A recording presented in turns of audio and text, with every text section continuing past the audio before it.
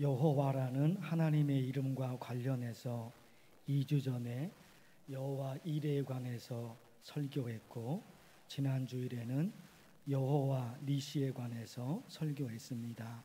오늘은 여호와 샬롬에 관해서 하나님의 말씀을 전합니다. 여호와 샬롬에 관해서 세 가지 말씀드릴 텐데, 우리 신앙이 하나님의 말씀을 읽고 그 말씀으로 기도하는 것이 우리 신앙이죠.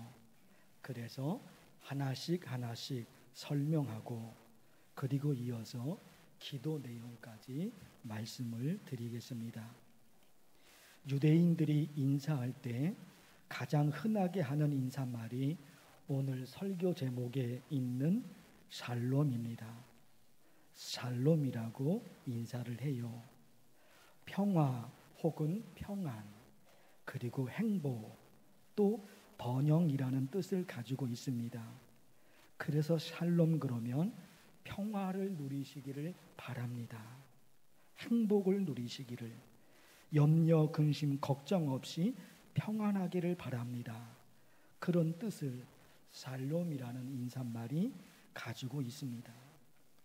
우리나라 사람들 인사할 때 안녕하세요 그렇게 인사하죠.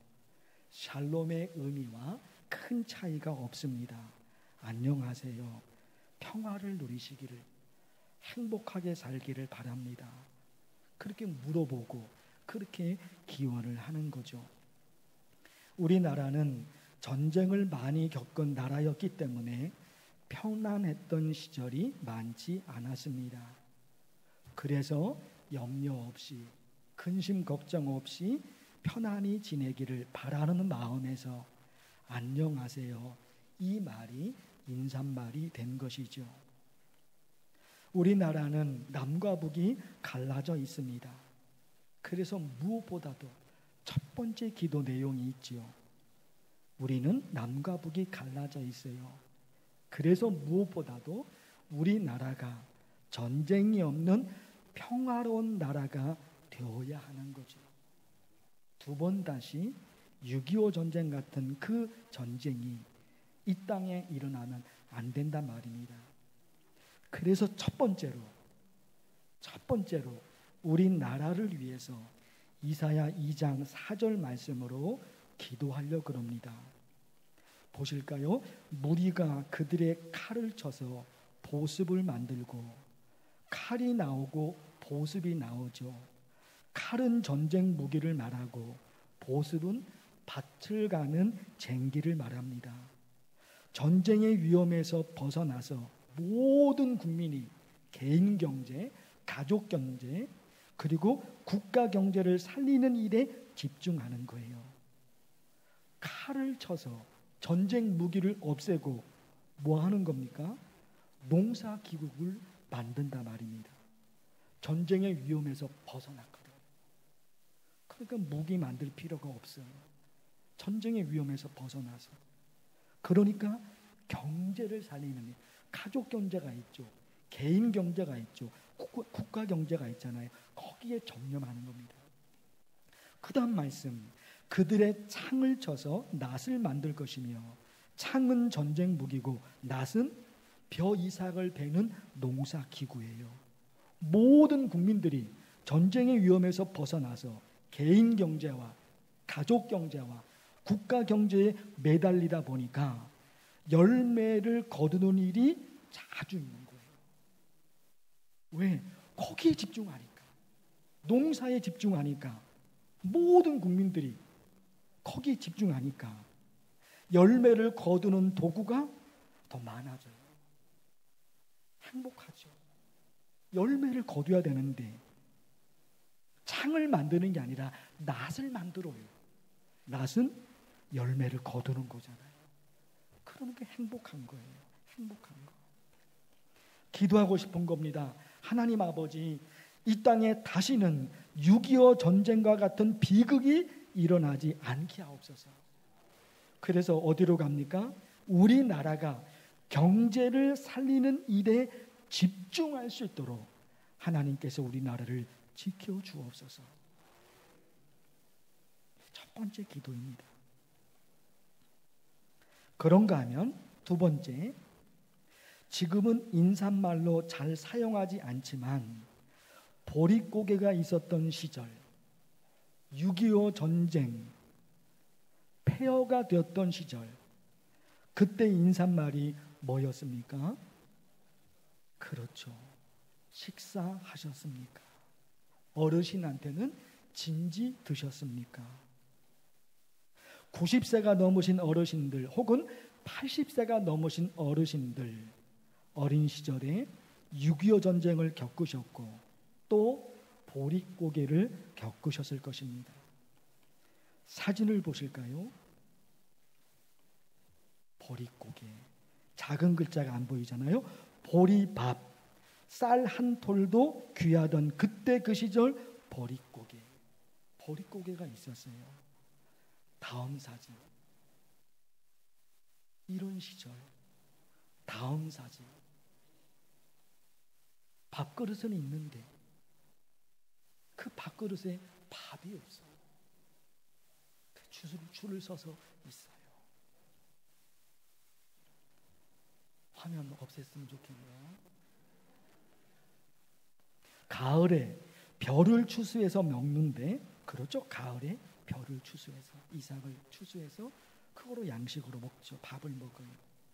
그런데 옛날에는 농사 기술이 발달되지 않아서 다음에 4월이 되기 전에 양식이 다 떨어져요.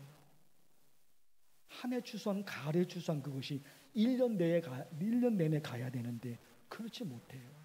농사 기술이 그렇게 발달되지 않았단 말입니다. 그러다 보니까 다음에 4월이 되기 전이죠. 그 전에 양식이 다 떨어져요. 그 다음에 먹을 수 있는 양식이 보리입니다. 쌀 다음에 보리잖아요. 보리는 그때가 보리가 익지 않아서 보리를 먹을 수가 없어요. 그 보리가 익기 전에 보관해뒀던 감자, 고구마, 옥수수, 그나마 그거 먹으면 그나마 다행이죠. 그것도 없어서 몇 달 동안은 밥을 먹지 못하는 사람들이 얼마나 많았는지 모릅니다. 보릿고개, 6.25 전쟁 폐허 시대. 그래서 뭘 먹었다는 겁니까? 칡뿌리, 나무뿌리, 그리고 소나무 껍질을 벗기면 거기에 부드러운 소나무 속껍질이 있는데 그걸 끓여서 먹었다는 거예요. 이게 몇 백년 전 일이 아니에요. 몇 백년 전 일이 아니라 몇 십년 전 일이에요. 몇 백년이 아니라니까. 몇십 년 전 일이라니까요. 오늘 말씀해 보면, 오늘 말씀 앞부분인데 3절 4절 말씀인데 읽어드릴게요. 이스라엘이 파종한 때면 누가요? 미디안, 아말렉, 동방 사람들이 치러 올라와서 뭐합니까? 진을 치고 가사에 이르도록 토지 소산을 멸하여 이스라엘 가운데에 먹을 것을 남겨두지 아니하며 양이나 소나 나귀도 남기지 아니하니. 미디안 사람뿐만 아니라 그 주변에 있는 민족들, 이스라엘 땅을 침략해서 농산물을 다 빼앗아갑니다. 가축들도 훔쳐갑니다. 그런 세월이 오늘 읽지는 않지만 1절에 보면 7년 동안 이어지고 있는 거예요. 1절에 있어요. 1절에 이런 상황이 7년 동안 이어진 겁니다. 이스라엘 백성들이 농사를 짓니다. 목축을 하니까 가축을 기르잖아요. 그런데 미디안 사람들, 주변 나라들이 침략해서 곡식을 다 빼앗아 가버려요. 가축도 다 빼앗아 가버리는 겁니다. 그런 세월이 7년 동안이에요. 1년이 아니에요. 지금 7년째 그런 생활이 이루어지고, 그러다 보니까 먹을 게 하나도 없어요. 먹을 게. 그래서 6절에 보시면 이스라엘이 미디안으로 말미암아 궁핍함이 심한지라. 몇 년이라고요? 7년째 지금 이어지고 있는 거예요. 모든 곡식을, 모든 가축을 다 빼앗아, 먹을 게 없잖아요. 행복하게 사는 것은 둘째치고 먹을 게 없어서 굶어 죽게 된 겁니다. 오늘 이 사사기 6장의 말씀이에요. 그래서 어떻게 합니까?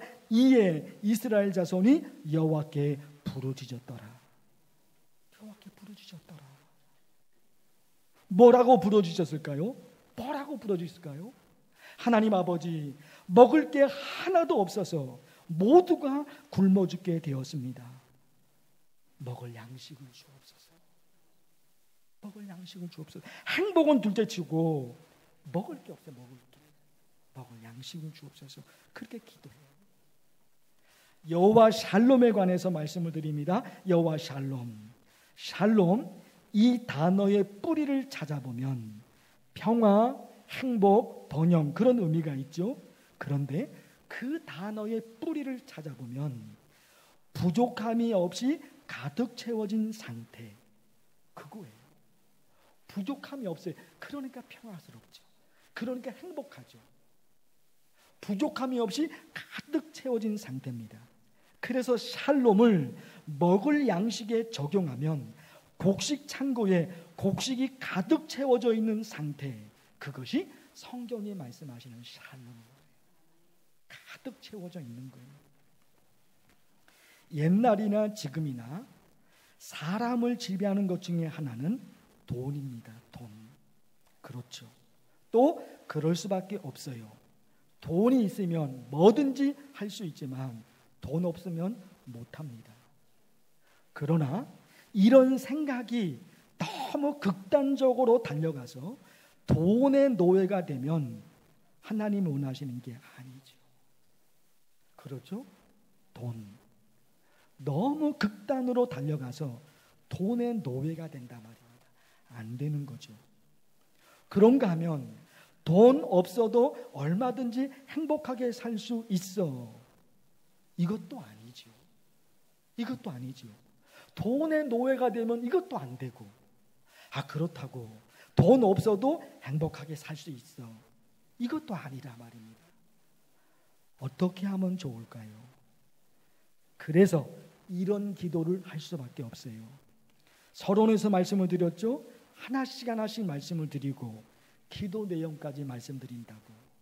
이런 상황에서 이렇게 기도하셔야 돼요. 하나님 아버지, 어떤 기도요? 열심히 일한 대로 열매를 거두게 하소서. 열심히. 부귀영화를 바라는 거 그거 아니에요. 부귀영화를 바라는 거 아니죠. 일하지 않았는데 돈을 벌게 해달라는 거 그것도 아니에요. 부귀영화를 구하는 것도 아니고, 일하지 않았는데 돈이 벌어지고 그거 구하는 거 아니에요. 그냥 내가 열심히 일한 대로,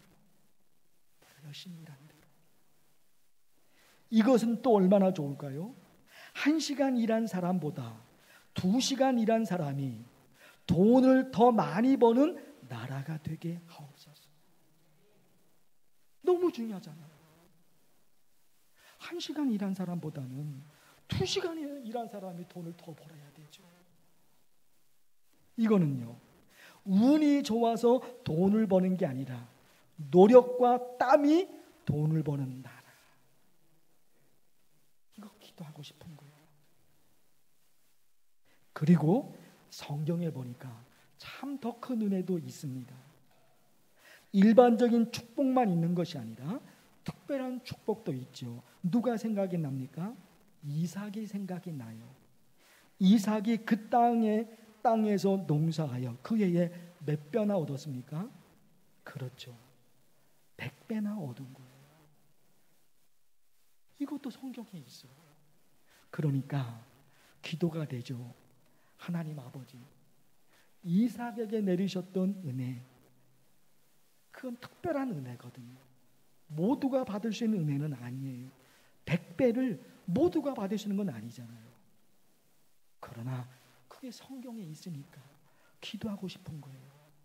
하나님 아버지, 이삭에게 내리셨던 그 100배의 축복을 내게도,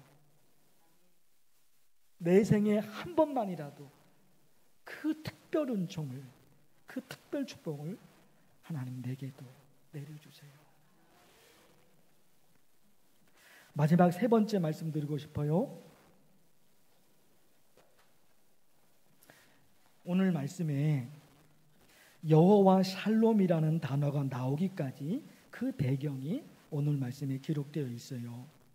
앞에서 말씀드린 대로 미디안 사람들이 이스라엘 땅을 침략해서 농작물을 빼앗아갑니다. 가축들도 훔쳐갑니다. 그러다 보니까 7년 동안 이어졌다고 말씀을 드렸죠. 그래서 먹을 게 하나도 없어요. 기드온이 나오면 기드온이. 그래서 기드온이 하나님께 따지는 기도를 해요. 하나님께 따지는 기도를 해요. 화면을 통해서 보겠습니다. 여호와께서 우리와 함께 계시면 어찌하여 이 모든 일이 우리에게 일어났나이까. 여호와께서 우리를 버리사 미디안의 손에 우리를 넘겨주셨나이다. 이건 뭐예요? 하나님을 원망하는 거예요. 하나님을 믿는 하나님의 백성들에게 어떻게 이런 일이 일어날 수 있습니까? 우리는 하나님이 지켜주시는 하나님의 백성인데 어떻게 우리에게 이런 일이 일어날 수 있습니까? 기드온이 원망과 불평을 하나님께 쏟아놓아요. 하나님께 쏟아놓아요. 그런데 있잖아요. 24절에 보면 기드온이 여호와를 위하여 거기에 제단을 쌓고 그것을 여호와 샬롬이라 하였더라. 조금 전에 원망과 불평이 이런 일 때문에 원망과 불평이 기드온의 입에서 쏟아진 겁니다.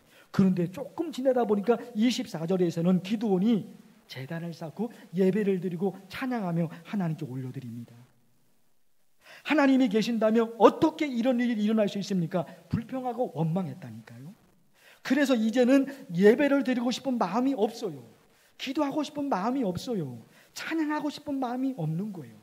그런데 기드온이 다시 제단을 쌓고 예배를 드립니다. 다시 기도하고 다시 찬양합니다. 왜 그럴까요? 그 중간에 뭐가 있냐 말이에요. 16절 여호와께서 그에게 이르시되 내가 반드시 너와 함께 하리니. 이 말씀이 있어요.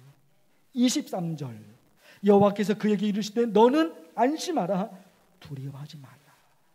그 사이에 뭐가 있었느냐? 하나님이 기드온에게 이 말씀을 던지십니다. 내가 너와 함께 있다. 너 두려워하지 마라. 너무나 잘한 것이 기드온이 너무나 잘한 것이 그런 하나님의 말씀을 믿음으로 받아들인 거예요. 너무나 잘한 거예요. 하나님이 그렇게 말씀하셨는데 그 말씀을 듣는 기드온이 그 하나님의 말씀을 받아들이지 않으면 아무 소용이 없잖아요. 아무 소용이 없잖아요. 그럼 너무나 다행스럽게 너무나 행복하게 기드온은 이런 하나님의 말씀을 받아들이는 거예요. 내가 반드시 너와 함께 하겠다. 너 두려워하지 마라. 너 살 수 있다. 그러시거든요. 그 말씀을 기드온이 믿음으로 받아들였던 겁니다. 사랑하는 성도 여러분, 하나님을 믿는 하나님의 백성은 어떤 사람들일까? 그렇죠. 여러 가지 정의 중에 하나님의 말씀을 읽고 그 말씀으로 기도하는 사람들입니다. 작년에 다락방과 셋집이라는 제목으로 설교한 적이 있어요. 다락방에서 뭐 했느냐 들어보십시오. 들어가 그들이 유하는 다락방에 올라가니 여자들과 예수의 어머니 마리아와 예수의 아우들과 더불어 마음을 같이하여 오로지 기도에 힘쓰더라. 다락방에서 뭐 했습니까? 그들이 기도했어요. 사도 바울이 셋집에서 뭐 했느냐? 사도행전 마지막 말씀입니다. 하나님의 나라를 전파하며 주 예수 그리스도에 관한 모든 것을 담대하게 거침없이 가르치더라. 하나님의 말씀, 예수님께서 하신 말씀, 하나님의 말씀을 바울이 가르쳤던 거예요. 그러고 보면 어디서 시작이 됩니까? 다락방에서 시작해서 셋집으로 끝납니다. 다락방은 기도, 셋집은 하나님의 말씀을 읽고 공부하고 그랬던 거예요. 우리는 하나님의 말씀을 읽고 그 말씀을 근거로 하여 그 말씀으로 기도하는 겁니다. 사랑하는 성도 여러분, 여호와 샬롬에 관해서 세 가지를 말씀을 드렸습니다. 첫째는 전쟁에 관한 얘기죠. 전쟁. 이 땅의 전쟁이 사라지도록. 그래서 어디에 집중합니까? 경제를 살리는 일에 집중됩니다. 두 번째 뭐 말씀을 드렸습니까? 돈 버는 거예요. 돈. 어떻게 해요? 열심히 일한 대로 열매를. 마지막에는 어떻게 됩니까? 하나님의 말씀을 듣고 그걸 내가 믿음으로 받아들입니다. 믿음으로 그래서 다시 예배를 드리고 다시 기도하고 다시 찬양합니다. 기도하겠습니다. 하나님 아버지, 여호와 샬롬에 관해서 하나님의 말씀을 들었습니다. 우리 성도들 이런 신앙으로 살아서 살아계신 하나님이 나를 지켜주시는구나 고백할 수 있도록 역사하옵소서. 예수님의 이름으로 기도하옵나이다. 아멘.